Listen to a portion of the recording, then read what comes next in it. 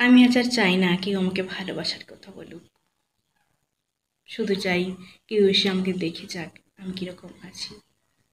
কিরকম আছি এই 96 বর্গফুটের একচেলা ঘরটাতে।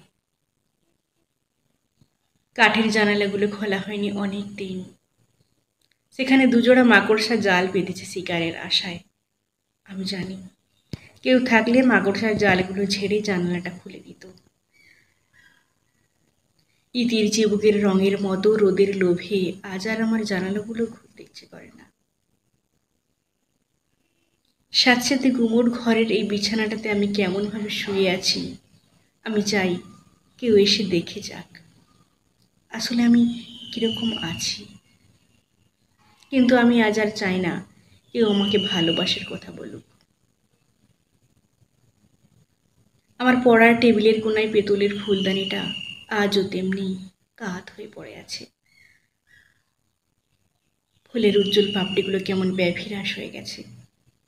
পাপ স্পর্শে ভালোবাসার অযুত কথাগুলো আজ আর পড়া যায় না। সেখানে শুধুই ধুলোর বালিয়াড়ি। আমার ঘরের মেঝেটা এখন সিগারেটের রেস্ট্রে হয়ে গেছে।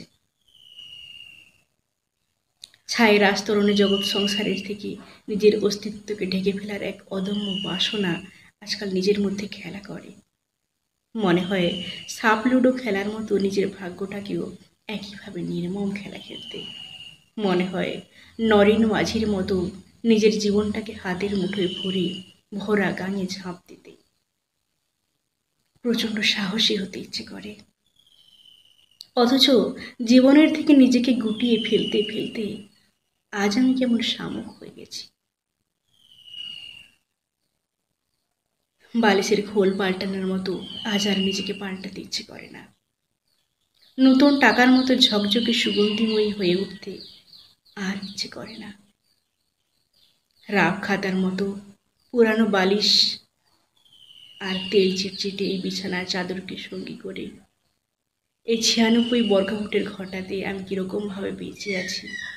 আমি চাই কেউ এসে দেখে যাক।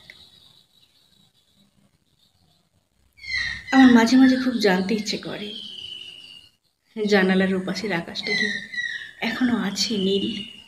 সেখানে কি এখনো আছে বলাকার পাখায়? সেখানে কি এখনো খেলা করে আলো ঝলমলে পড়ন্ত বিকেল? কিংবা সেখানে কি এখনো আছে মাতাল ফড়িংয়ের ছোটাছুটি? জানি না। আমার মাঝে মাঝে খুব ইচ্ছে করে হলুদ প্রজাপতির পাখায় ভর দিয়ে মাঠের আল ধরে ঘুরতে। খুব ইচ্ছে করে, কিন্তু মধ্যবিত্তের অজস্র স্বপ্নের মতো আমার স্বপ্নগুলো অঘ্রাণের শেষের ঝরা পাতার মতো মরে গেছে। তাই আজ আর আমার জানালা খুলতে ইচ্ছে করে না, আকাশ দেখতে ইচ্ছে করে না, কোজাগরের উত্তাপে ভিজতে ইচ্ছে করে না, সবুজ ঘাসের মাঠে শুতে ইচ্ছে করে না। শুধু ইচ্ছে করে কেউ এসে আমার কপালে হাত দিয়ে বলুক, কেমন আছো পাগল মানুষ।